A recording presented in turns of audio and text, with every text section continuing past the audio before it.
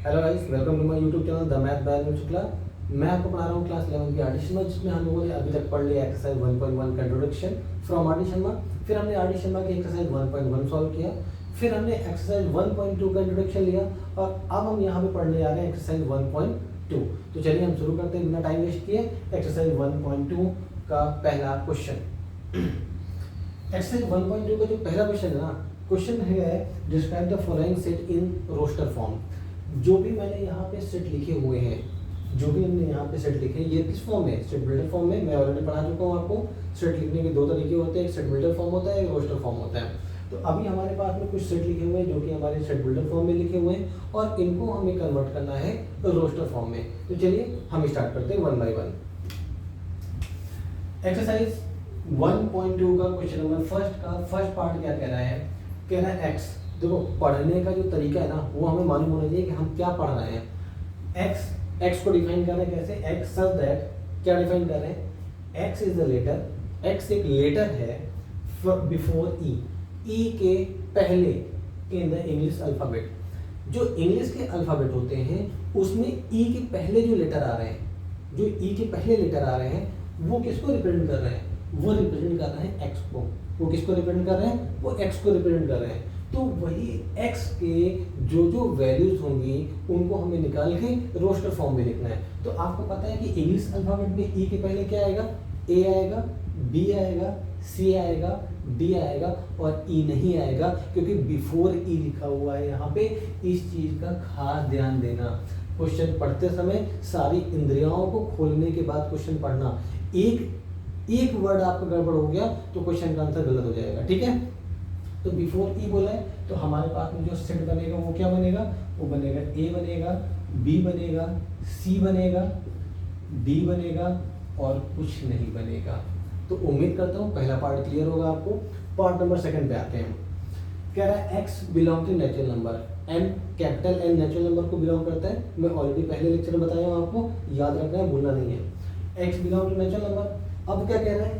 कह रहा है कि एक्स का अगर हम स्क्वायर कर रहे हैं, एक्स क्या नेचुरल नंबर है ना, तो नेचुरल नंबर का अगर हम स्क्वायर कर रहे हैं तो स्क्वायर करने के बाद जो वैल्यू आएगी वो 25 से कम आएगी। इतनी बात मेरी क्लियर है? स्टेटमेंट क्लियर हो गया? मैं फिर से बोलता हूँ। कह रहा है एक्स बिलोंग कर रहा है नेचुरल नंबर में, मतलब एक्स की जो भी वैल्यू होगी वो सारी क्या होंगी? नेचुरल नंबर होगी। और कह रहा है कि नेचुरल नंबर का अगर स्क्वायर करते हैं, नेचुरल नंबर क्यों बोल रहा हूँ? क्योंकि एक्स की जो भी वैल्यू होगी नेचुरल नंबर होगी ना, तो नेचुरल नंबर का स्क्वायर करने पे 25 से कम आना चाहिए। तो चलो कंटिन्यू करते हैं, देखते हैं। अगर हम 1 का स्क्वायर करते हैं तो क्या आएगा? 1 आएगा, 25 से कम है। फिर हम 2 का स्क्वायर करते हैं तो क्या आएगा? 4 आएगा, 25 से कम है। 3 का स्क्वायर करते हैं कितना आएगा? 9 आएगा। 4 का स्क्वायर करते हैं 16 आएगा और 5 का स्क्वायर करते हैं 25 आएगा। ये आएगा 1 2 3 4 और 5। लेकिन यहाँ पे दिया है कि जो x स्क्वायर होना चाहिए इज लेस देन 25। वो 25 से क्या होना चाहिए? छोटा होना चाहिए। तो क्या आपको लग रहा है कि ये वैल्यू होगी? ये इंक्लूड नहीं होगी ना, ये तो नहीं इंक्लूड होगा क्योंकि ये 25 आ गया। अगर यहाँ पे इक्वल टू लगा होता, यहाँ पे अगर इक्वल टू लगा होता तो हम इसको इंक्लूड करते, लेकिन जब इक्वल टू नहीं लगा है तो हमको अपना दिमाग चलाने की जरूरत नहीं है। मैंने बोला जितना क्वेश्चन पूछ रहा है बस उतना ही आंसर देना है। तो यहाँ पे हमने देखा कि हमारा जो सेट बन के आएगा वो 1 2 3 और 4 आएगा। अगर किसी को कोई डाउट है तो मुझसे पूछ सकता है कमेंट बॉक्स में। और मैं बताना भूल गया हूँ शायद कि अगर हमारा जब भी कोई चैप्टर आर डी शर्मा और एनसीईआरटी से खत्म हो जाएगा तो हम एक जूम सेशन रखेंगे और उस जूम सेशन का सिर्फ पर्पस ये होगा कि हम वहाँ पे आपके सारे डाउट सॉल्व कराएंगे। हम आपके साथ में एक लिंक शेयर करेंगे, हम जूम पे ऐड होंगे और हम ऐड होने के बाद पूरे डाउट सॉल्व करेंगे वहाँ पे, ठीक है? पार्ट थर्ड पे आते हैं। कह रहा है x belong to natural number. फिर से बोल दिया कि एक्स कहाँ बिलोंग कर रहा है? एक्स बिलोंग कर रहा है नेचुरल नंबर में। और कह रहा है x is a prime number. अब कह रहा है एक्स प्राइम नंबर भी है। बात सुनना, एक्स बिलोंग कर रहा है नेचुरल नंबर में और एक्स प्राइम नंबर है और जो एक्स है वो 20 से छोटा है और 10 से बड़ा है। यही बोला है ना? क्लियर है? इनइक्वालिटी क्लियर हो रही है ना? X is less then 20 and x is greater than 10। तो जरा देखो, सुनना पहले। अगर एक्स हमारा नेचुरल नंबर में बिलोंग कर रहा है तो इसका मतलब है यहाँ पे क्या क्या हो सकता है? 11 हो सकता है, 12 13 14 15, 16, 17, 18 और 19 ये पॉसिबल वैल्यूज हैं इस स्टेटमेंट के हिसाब से जो बिलोंग कर रहा है नेचुरल नंबर में। लेकिन कह रहा है x is a prime number. अब क्या बोल दिया कि x प्राइम नंबर भी है, नेचुरल नंबर तो है लेकिन प्राइम नंबर भी है। तो भैया प्राइम नंबर इसमें से कौन कौन है? 11 हो गया, 13 हो गया, 17 हो गया और 19 हो गया। तो जो हमारा सेट बनेगा जिसको हमें रोस्टर फॉर्म में लिखना है वो हो जाएगा 11, 13, 17 एंड 19। किसी को कोई डाउट है तो मुझसे पूछ सकता है कमेंट बॉक्स में। आगे बात करते हैं। कह रहा है x belong to natural number. अगला पार्ट कह रहा है x कहाँ बिलोंग कर रहा है? नेचुरल नंबर में। ठीक है, कह रहा है x is equal to 2n, मतलब कि x की जो वैल्यू होगी ना, जो x की जो भी वैल्यू आएगी वो नेचुरल नंबर आएगी। लेकिन कंडीशन है कि x is equal to 2n होना चाहिए और n कहाँ बिलोंग कर रहा है? नेचुरल नंबर में। मतलब कि अगर नेचुरल नंबर में है तो n की वैल्यू हम क्या रख सकते हैं? 1 2 3 4 5 6 7 8 9 10 एंड अप टू इनफाइनाइट। जब हम यहाँ पे 1 रखेंगे, देखो x इज इक्वल टू क्या गिवन है? 2n गिवन है ना, और n कहाँ बिलोंग कर रहा है? n बिलोंग कर रहा है नेचुरल नंबर में। तो इसका मतलब है कि n की possible value 1 2 3 4 5 6 and so on ऐसी चलेगी। यही पॉसिबल वैल्यूज है हमारे पास में। तो जरा इन सारी वैल्यूज को यहाँ रखते हैं। तो x की वैल्यू जब आप 1 रखोगे तो 2 इंटू 1 कितना आ जाएगा? 2 आ जाएगा। जब x की वैल्यू n की वैल्यू 2 रखोगे तो 2 2 कितना हो जाएगा? 4 हो जाएगा। जब आप 3 रखेंगे तो 6 आ जाएगा, 4 रखेंगे तो 8 आ जाएगा, 5 रखेंगे तो 10 आ जाएगा, 6 रखेंगे तो 12 आ जाएगा एंड सो ऑन। ऐसे बनेगा। ठीक है, तो हमारे पास में रोस्टर फॉर्म क्या आ जाएगा?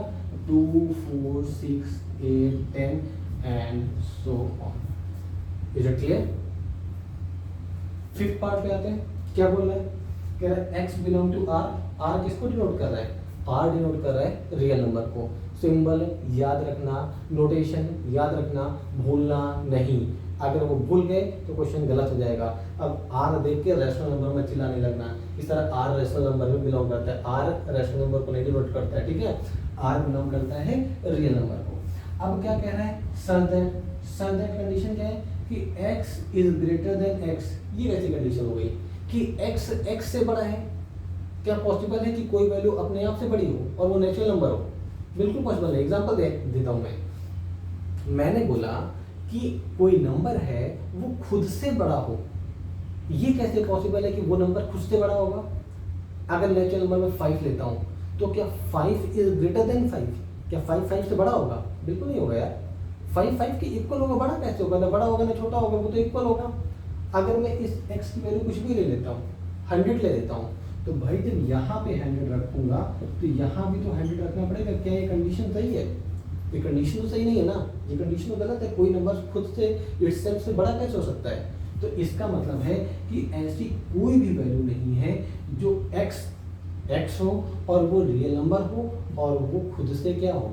बड़ी हो। तो इसका मतलब जब कोई वैल्यू नहीं है देन इट इज 5 डिनोट करते हैं। ये सिंबल है, सिंबल मैंने बताया, सिंबल क्या है? 5 है, PHAI 5। ठीक है ना, इसको बोलते हैं PHAI 5 मतलब होता है एम्प्टी सेट, कुछ नहीं, खाली एकदम। ठीक है, वहां पे कोई वैल्यू नहीं होगी। ठीक, जैसे कि एक एग्जांपल देता हूँ। मैंने बोला कि आपको मैं एक गर्ल्स स्कूल में लेके जाता हूँ।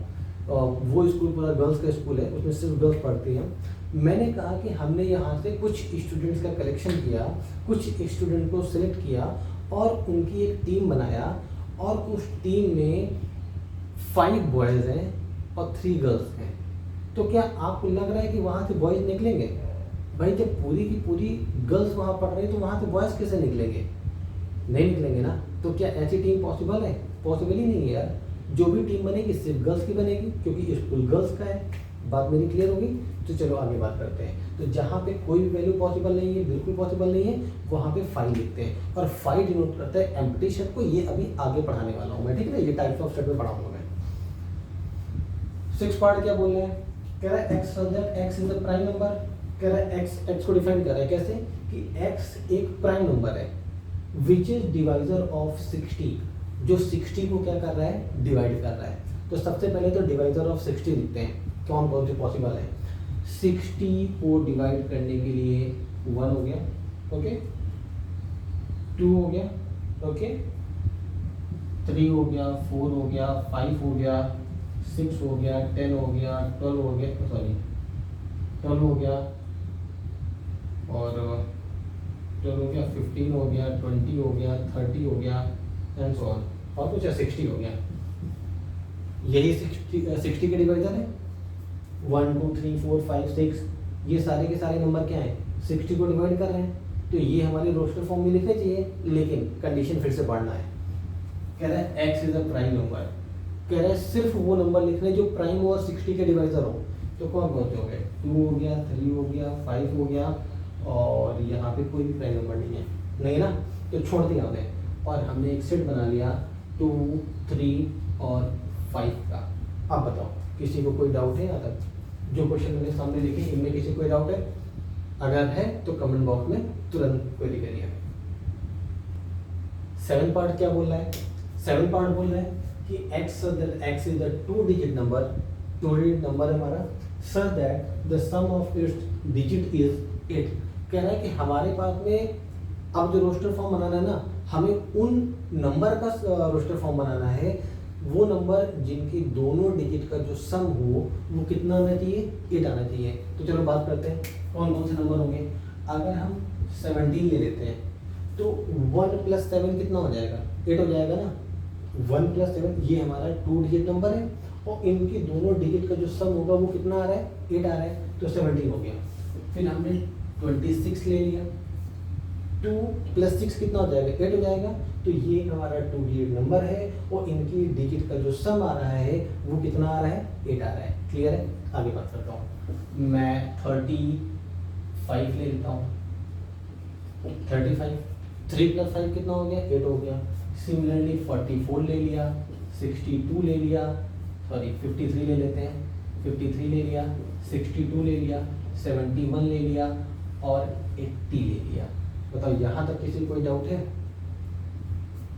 इतना क्लियर है? हमें 2 डिजिट के नंबर लेना है, और ऐसे नंबर लेना है जिनकी डिजिट का जो सम आता है वो कितना आना चाहिए, 8 आना चाहिए। तो सारे के सारे 2 डिजिट नंबर हैं और इनके डिजिट का सम 8 आ रहा है, तो हमने इसको बॉक्स से बंद कर लिया, और ये हमारा आंसर हो गया।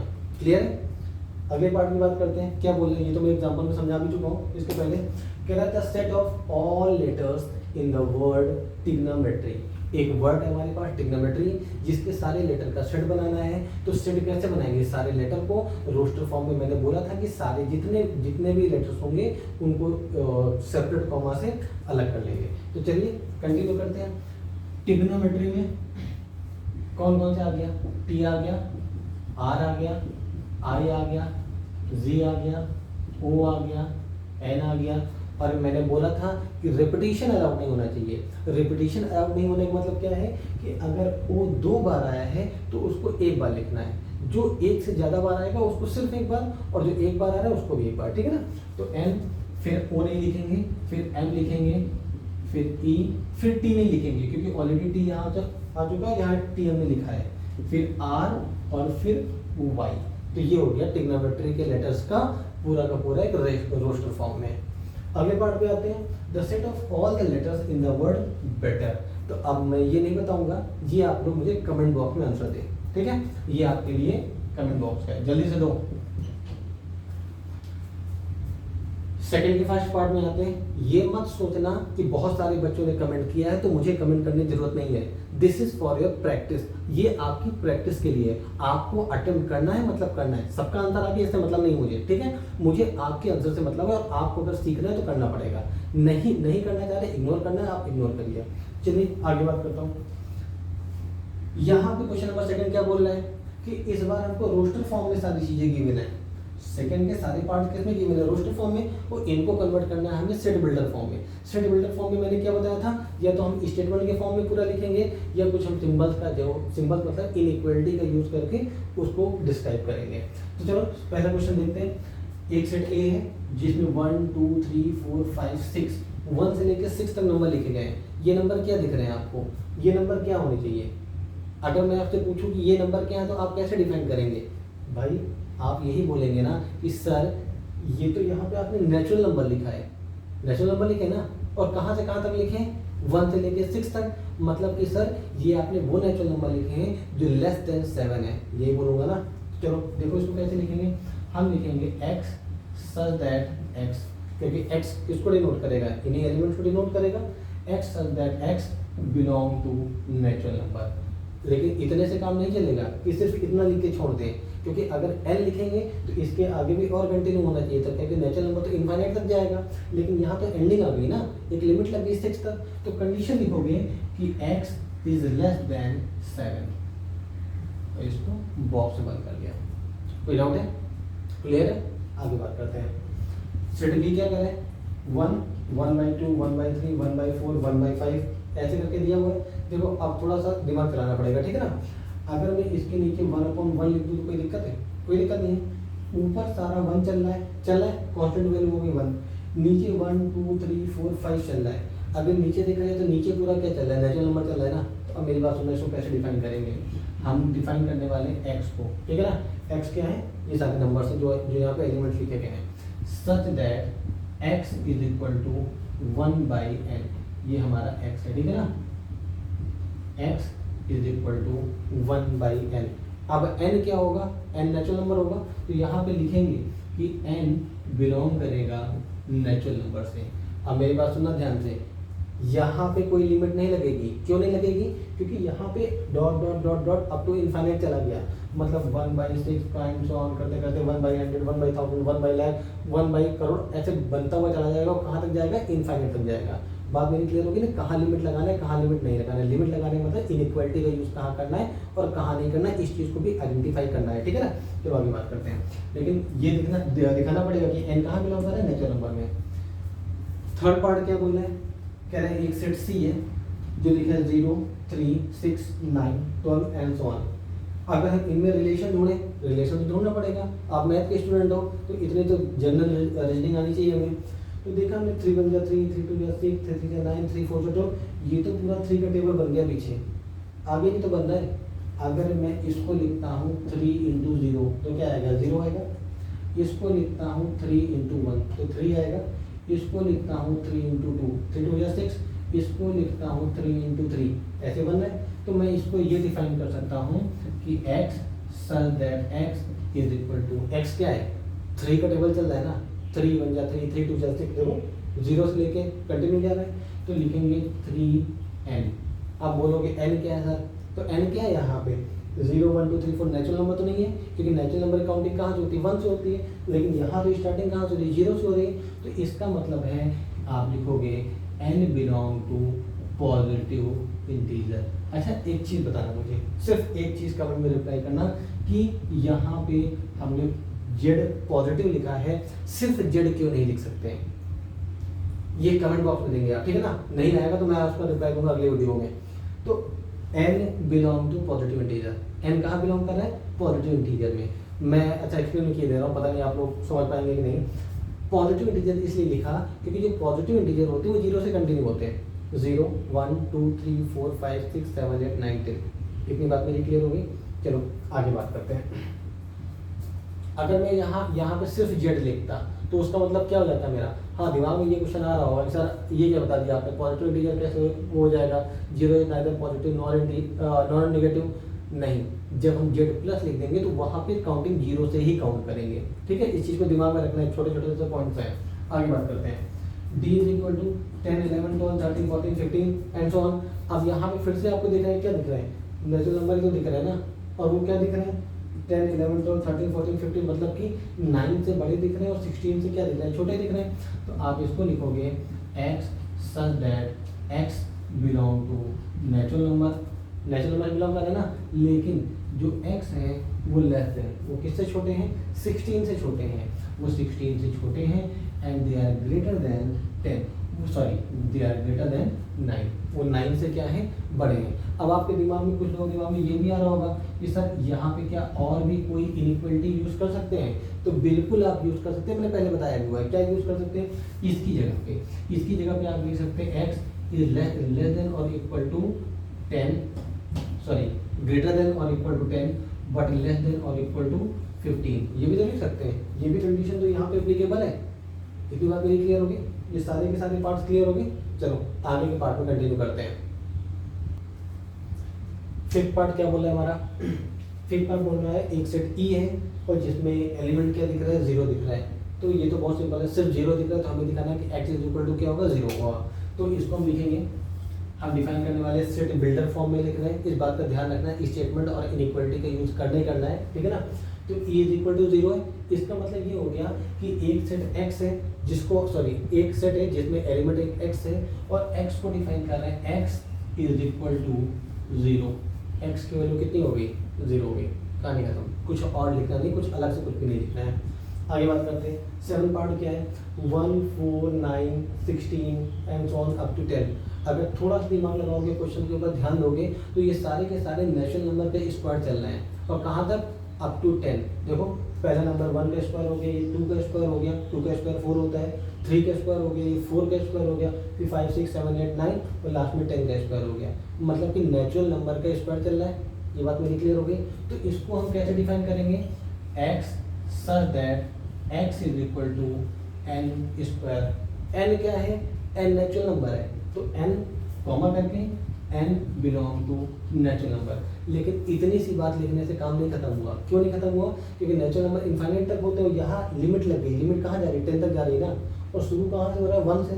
तो मतलब 1 से लेकर 10 तक, तो यहाँ पे हम लिमिट लगाएंगे। हम लिमिट क्या लगाएंगे, ये ध्यान देते हैं, हम लिमिट लगाएंगे कि जो n की वैल्यू होगी it will be less than और equal to 10 and greater than और इक्वल टू 1। ये कहानी खत्म हो गई। अब बताओ ये बात मुझे क्लियर है, नहीं क्लियर है?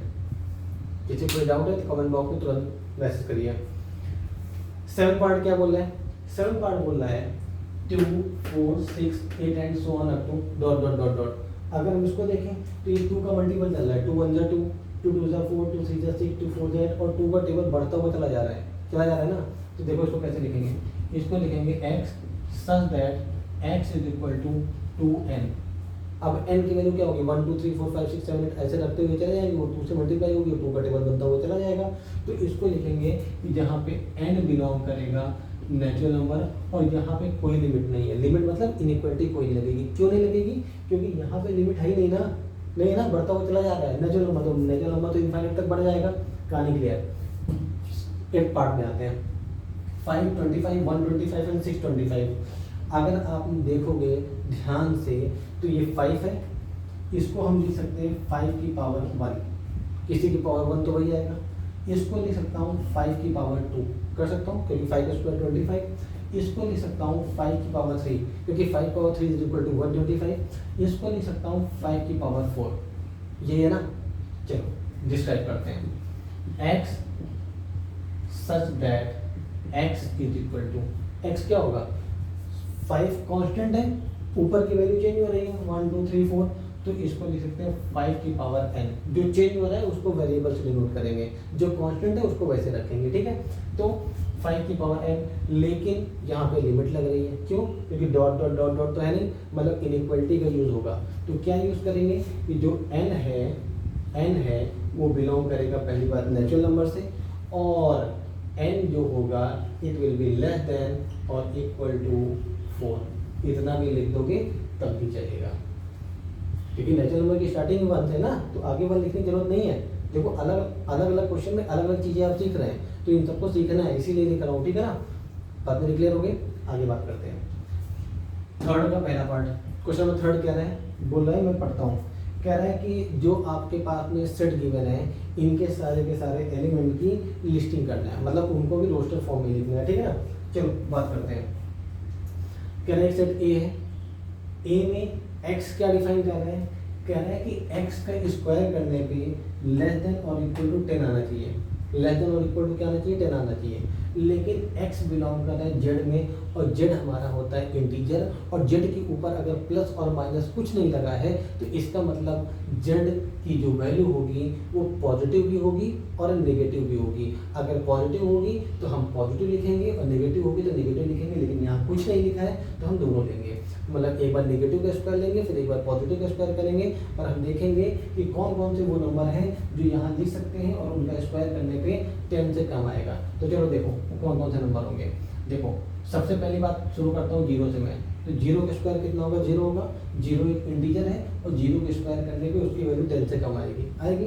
फिर हमने लिखा 1 + 1, 1 एक इंटीजर है, वन का मैंने स्क्वायर किया तो 1 का स्क्वायर 1 आ गया और 1 की वैल्यू 10 से कम है। इतनी बात मेरी क्लियर है? ठीक है। 1 के बाद मैंने ले लिया -1, क्योंकि साथ साथ लेके चलेंगे प्लस माइनस दोनों, तो -1 का स्क्वायर करेंगे तो क्या आएगा, +1 आएगा और 1 इज लेस देन 10। फिर हम लेंगे 2, इसी तरह लेंगे -2, ये 3 और -3। 4 नहीं लेंगे। क्यों नहीं लेंगे? क्योंकि 4 का स्क्वायर करेंगे तो 16 आ जाएगा और 16 इज ग्रेटर देन 10 और यहाँ कंडीशन दी गई है कि स्क्वायर करने पे 10 से कम आना चाहिए। मेरी बात क्लियर है? तो नंबर आप लिख सकते हैं। इनको आप ये भी लिख सकते हैं कि आप चाहें तो -3, -2, -1, 0, 1, 2 और 3 भी लिख सकते हैं। मैंने बताया था कि सेट के जो मेंबर होते हैं, सेट के जो एलिमेंट्स होते हैं, उनका ऑर्डर आगे पीछे हो सकता है लेकिन वो रहेंगे सेट। इतना क्लियर है? आगे बात करता हूँ मैं। सेकंड पार्ट क्या बोल रहा है? कह रहा है x is equal to 1/2n-1 और n की वैल्यू ग्रेटर देन और इक्वल टू 1 है एंड लेस देन और इक्वल टू 5 है। तो पहले इस कंडीशन के ऊपर थोड़ा सा काम करते हैं, ठीक है ना। क्या कह रहा है? कह रहा है कि n की वैल्यू लेस देन और इक्वल टू 5 है और ग्रेटर देन और इक्वल टू 1 है। और क्या गिवन है कि n की वैल्यू यहाँ पे रखना है, n की वैल्यू हमें यहाँ पे रखना है। और चलिए यहाँ पे छोटी सी कंडीशन मिसिंग है क्योंकि हमें n की इंफॉर्मेशन नहीं मिल रही है कि n नेचुरल नंबर होगा कि इंटीजर्स होगा कि रियल नंबर होगा, ठीक है ना। क्योंकि देखो अगर n रियल नंबर में बिलोंग करेगा तो फिर हमारे पास और भी बहुत सारी वैल्यू बढ़ जाएंगी।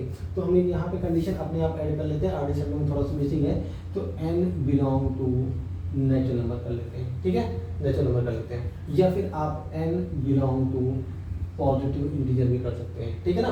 तो चलो बात करते हैं। अगर मैं n की वैल्यू देखूं तो n की वैल्यू क्या क्या होगी? 1 होगी, 2 होगी, 3 होगी, 4 होगी और 5 होंगी। यही पॉसिबल वैल्यूज आएंगी ना, क्योंकि n इज ग्रेटर देन और इक्वल टू 1 और लेस देन और इक्वल टू क्या है, 5 है। तो यही सारे नंबर निकल के आ गए।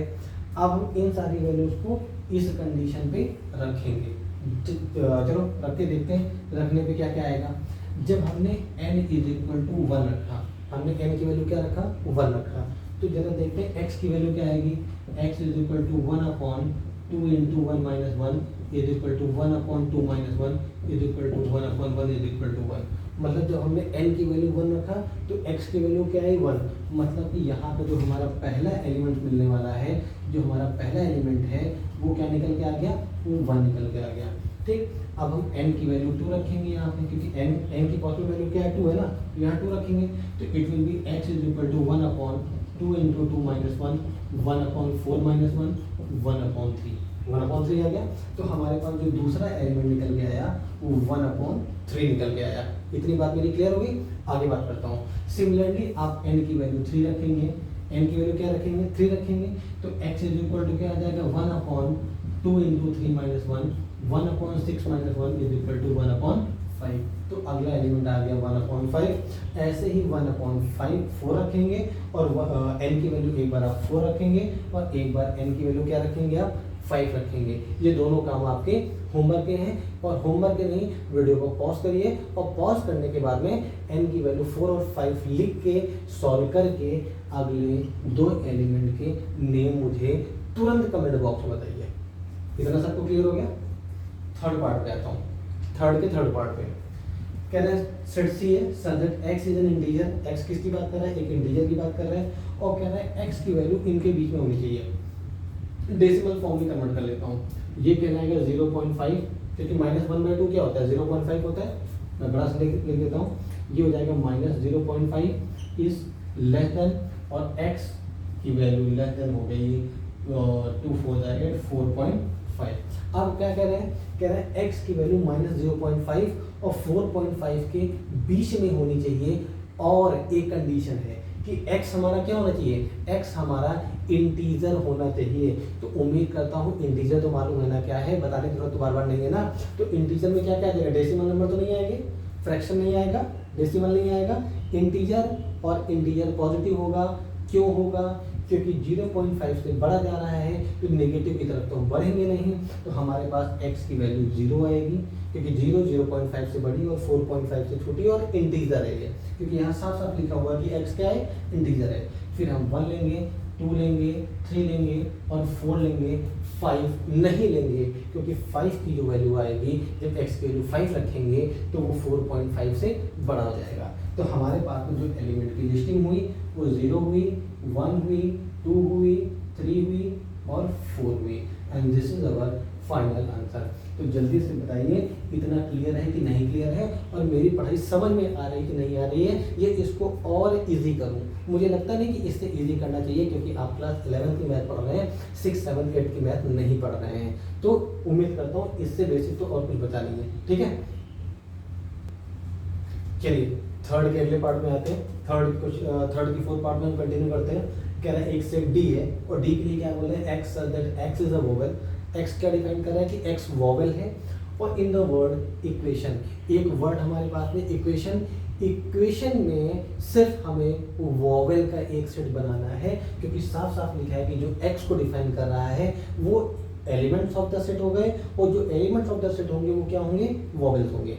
तो इसमें से वोवेल्स निकाल लीजिए, आपको दिख रहे होंगे। चलिए देखते हैं, इसमें ई वोवेल हो गया, यू वोवेल हो गया, ए वोवेल हो गया, आई हो गया और ओ हो गया। तो यहाँ पे सारे के सारे वोवेल दिख रहे हैं, ए, ई, आई, ओ और यू, सारे वोवेल दिख रहे हैं। तो सिर्फ वोवेल लिखना है, क्योंकि यहाँ पे साफ साफ डिफाइन किया गया कि हमें वोवेल्स की बात करना है। तो हमारे पास में जो सेट बन के आ जाएगा वो बन के आ जाएगा ए, ई, आई, ओ और यू। उम्मीद करता हूँ सबको क्लियर होगा। आगे बात करता हूँ।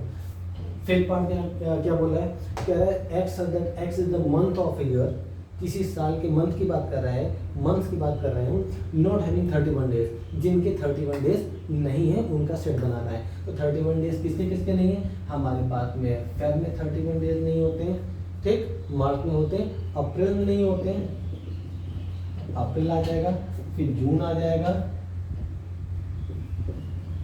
फिर सितंबर आ जाएगा, फिर नवंबर आ जाएगा। ये हमारे वो मंथ हैं जिनके 31 डेज नहीं होते। क्लियर है। इसका जो लास्ट पार्ट है ना वो आपको अपने आप करना है, बहुत इजी है। अगर आपने पूरे वीडियोस पहले के पार्ट में जो इसके पहले मैंने 2 पार्ट पढ़ाए उनको, और ये पार्ट आपने पूरा कवर किया है, तो ये क्वेश्चन और ये क्वेश्चन नंबर 3 का 6 पार्ट और क्वेश्चन नंबर 4 आप अपने आप करिए, अपने आप कर लेंगे। कमेंट बॉक्स में करने की कोई जरूरत नहीं है, अपने आप ही करके आंसर देना है, ठीक है। फिफ्थ क्वेश्चन पे आते हैं। फिफ्थ क्या बोला है, right the set of all the vowels in English alphabet which preceded Q. जो क्यू के पहले जितने भी वोवेल्स आते हैं उनका हमें एक सेट बनाना है। तो मुझे बताने की जरूरत नहीं, ये आंसर तो आप हमें देंगे, क्योंकि हमने कॉन्सेप्ट बहुत अच्छे तरीके से पढ़ाया है आपको। तो हमने क्वेश्चन में क्या लिखा हुआ है कि वोवेल्स का सेट बनाना है जो क्यू से पहले आए। तो हमें बताने की जरूरत नहीं है कि ए, ई, आई और यू, ओ, ठीक। यू नहीं आएगा ना, क्योंकि यू तो क्यू के बाद में आता है ना, तो वो तो हमारा यहाँ सेट कंटेन नहीं करेगा, सेट का एलिमेंट कंटेन नहीं करेगा। तो ये हमारा सेट हो गया। 6th क्वेश्चन पे आते हैं, write the set of all positive integer whose cube is odd. अच्छा, यहाँ पे एक बात मेरी सुनना, डायरी में नोट कर लेना, दिमाग में रहनी चाहिए आपके, ठीक है ना। मैं एग्जाम्पल लेके समझाता हूँ। मैं पहले इवन नंबर लेता हूँ। 2 का स्क्वायर कितना आएगा, 4। तो इवन का स्क्वायर करने 4 आएगा, और 4 भी क्या है, इवन। दूसरा इवन नंबर लेते हैं 6 का स्क्वायर कितना आएगा, 36। तो इवन नंबर का फिर से स्क्वायर किया तो क्या आया मेरा, इवन आया। फिर हम कोई दूसरा इवन नंबर लेते हैं, 12 ले लेते हैं। 12 का स्क्वायर कितना आएगा, 144 आएगा, वो भी क्या है, इवन। मतलब यहाँ पे हमें एक कॉन्सेप्ट ये मालूम पड़ रहा है कि अगर हम कोई इवन नंबर लेते हैं और उसका स्क्वायर करते हैं तो जो आने वाला आंसर होगा वो हमारा इवन होगा। इसी तरीके से अगर हम बात करते हैं 2 और 2 का क्यूब कर लें तो वो क्या आएगा, 8। तो मतलब जितने भी इवन नंबर लेंगे उनका क्यूब करेंगे तो वो भी क्या आएगा, इवन ही आएगा। उम्मीद करता हूँ ये बात आपको समझ में आई होगी।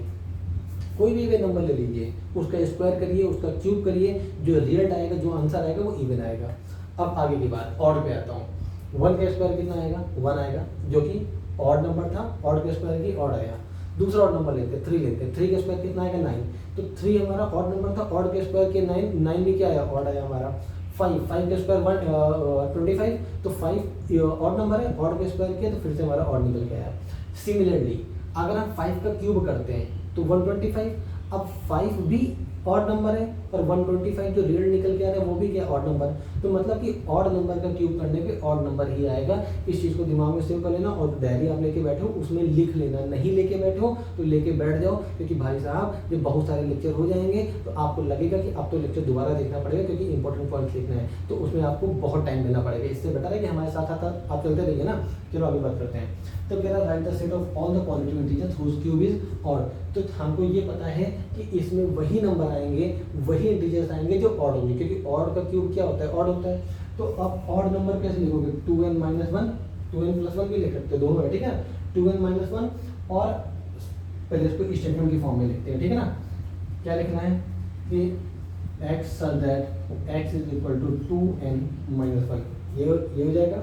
और क्या कह रहा है, कह रहा है कि n की जो वैल्यू होगी, बहुत ध्यान सुनना, n इज ग्रेटर देन और इक्वल टू 0, n की वैल्यू ग्रेटर देन और इक्वल टू 0 आएगी। अगर आप 0 रखोगे तो 2 × 0 गड़बड़ क्या, ग्रेटर देन और इक्वल टू 1, ठीक है, 0 नहीं सॉरी 1। तो आपने n की वैल्यू 1 रखा, 2 × 1 1, 1 - 1, तो सॉरी 2 - 1 1, और उसका क्यूब क्या आएगा, 1 का क्यूब 1, और 1 भी क्या है, ऑड नंबर है। अब n की वैल्यू ग्रेटर देन 1 है। अच्छा, इसमें और भी डिफाइन कर सकते हैं कंडीशन भी, क्या कि n belong to natural number. अब तो और अच्छा एक्सप्लेन हो गया।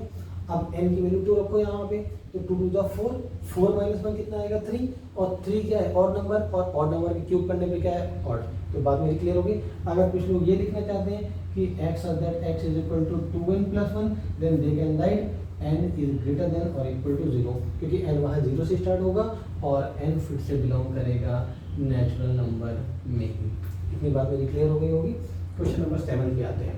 क्वेश्चन नंबर 7 क्या कह रहा है, right the following given set. एक सेट है आपके पास में, उसको लिखना है हमको सेट बिल्डर फॉर्म में। तो चलो कंटिन्यू करते हैं, लेकिन उस कंटिन्यू करने पहले कुछ पैटर्न देखो कि आपको दिख रहा है, कोई रीजनिंग लगाओ जो पैटर्न सब में लग रहा हो, दिखाता हूँ।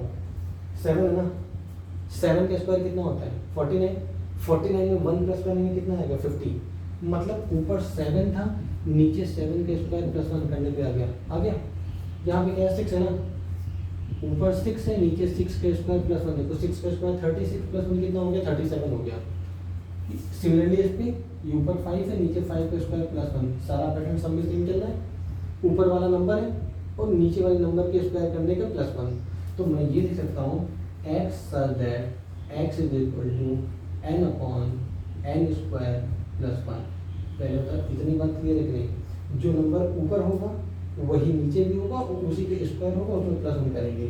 जो नंबर ऊपर था वही नंबर नीचे था, उस पर स्क्वायर किया +1 किया। कॉन्सेप्ट क्लियर आ रहा है। आप कंडीशन क्या है, लिमिट लगी हुई है, लगी हुई ना, मतलब इनइक्वलिटी का यूज करना पड़ेगा। तो हम लिखेंगे n belong to natural number, और अगर n नेचुरल नंबर में बिलोंग कर रहा है तो n इज लेस देन और इक्वल टू 7। बताओ कॉन्सेप्ट क्लियर है कि नहीं क्लियर है, इसमें कोई डाउट है तो मुझसे क्वेरी करिएगा। हम जूम सेशन भी लेंगे और जूम सेशन में फिर से हम डाउट सॉल्व करेंगे, जो भी आपको होंगे, जो आप कमेंट बॉक्स में हमसे पूछोगे उनको वहाँ फिर से डिस्कस करेंगे। तो वो डेट और डेट डिसाइड करेंगे। तो ये एक्सरसाइज हमारी 1.2 यहाँ पे खत्म हो गई है, ठीक है। अब मैं कुछ PDF ऐड करूँगा, इसी के साथ में कुछ क्वेश्चंस हम लोग और करेंगे, वो आपकी प्रैक्टिस के लिए होंगे, वो आपको करने होंगे, ठीक है।